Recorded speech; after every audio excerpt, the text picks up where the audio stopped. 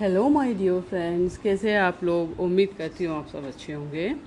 Chapter number 6, the other side of sand paper, from the book thief, written by Marcus Zuzak. People have defining moments, I suppose, especially when they are children. For some, it's Jesse Owens incident, for others, it's a moment of bedwetting hysteria. It was late May 1939 and the night had been like most others. Mama shook her iron fist, Papa was out, Liesel cleaned the front door and watched the Himmel Street sky.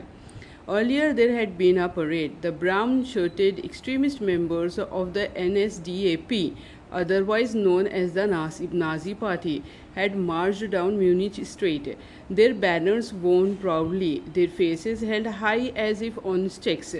Their voices were full of song, culminating in a roaring rendition of Deutschland über alles, Germany over everything. As always, they were clapped. They were spurred on as they walked on to who knows where. People on the street stood and watched, some with straight armed salutes, others with hands that burned from applause. Some kept faces that were contorted with pride and rally like a fraudula, and then there were the scatterings of odd men out, such as Alex Stina, who stood like a human-shaped block of wood, clapping slow and beautiful, and a beautiful submission. On the footpath, Liesel stood with her papa and Rudy. Hans Huberman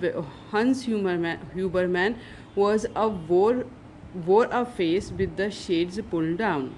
Some crunched numbers. Since 1933, 90% of Germans shows unflinching support for Adolf Hitler. That leaves 10% who didn't. Hans Huberman belonged to the 10%. There was a reason for that. In the night, Liesel dreamed like she was dead. She always did. At first, she saw the brown shirts marching, but soon enough they led her to a train, and the usual discovery awaited. Her brother was staring again. When she woke up screaming, Liesel knew immediately that on this occasion something has changed. A smell leaked out from under the sheets, warm and sickly. At first, she tried convincing herself that nothing had happened, but as Papa came closer and held her, she cried and admitted the fact in his ear. Papa, she whispered, Papa, and that was all. He could probably smell it. He lifted her gently from the bed and carried her into the washroom. The moment came a few minutes later. We take the sheets off, Papa said, and when he reached under and pulled at the fabric, something loosened and landed with a thud. A black book with silver writing on it came hurtling out and landed on the floor between the tall man's feet. He looked down at it. He looked at the girl, who timidly shrugged. Then he read the title with concentration aloud, The Grave Digger's Handbook. So that's what it's called, Liesel thought. A patch of silence stood amongst them now. The man, the girl, the book. He picked it up and spoke soft as cotton. A 2 a.m. conversation. Is this yours? Yes, Papa. Do you want to read it again? Yes, Papa. A tired smile. Metallic eyes melting. Well, we did better read it then. 4 years later, when she came to write in the basement, two thoughts struck Liesel about the trauma of wetting the bed. Firstly, she felt extremely lucky that it was Papa who discovered the book. Fortunately, when the sheets had been washed previously, Rosa had made Liesel strip the bed and make it up, and be quick about it. So, Mensch, does it look like we have got all day? Secondly, she was clearly proud of Hans Huberman's part in her education. You wouldn't think it, she wrote, but it was not so much the school who helped me to read. It was Papa. People think he is not so smart, and it's true that he doesn't read too fast. But I will soon learn that words and writing actually saved his life once, or at least words and a man who taught him the accordion. First things first, Hans Huberman said that night. He washed the sheets and hung them up. Now, he said upon his return, let's get this midnight class started.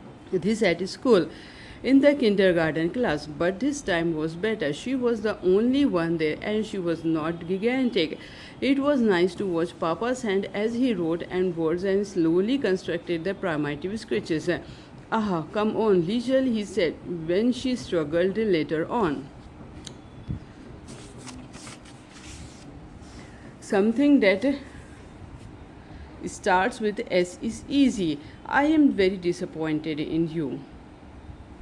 She couldn't think. Come on, his whisper played with her. Think of Mama. That was when the word struck her face like a slap or reflex grin. So Mensch, she shouted, and Papa roared with laughter, then quieted.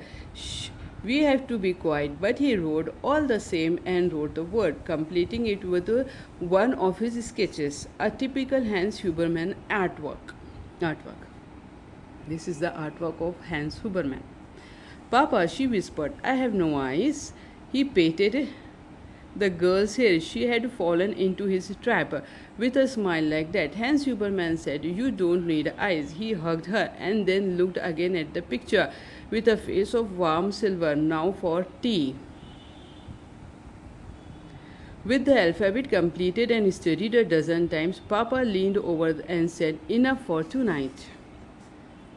A few more words.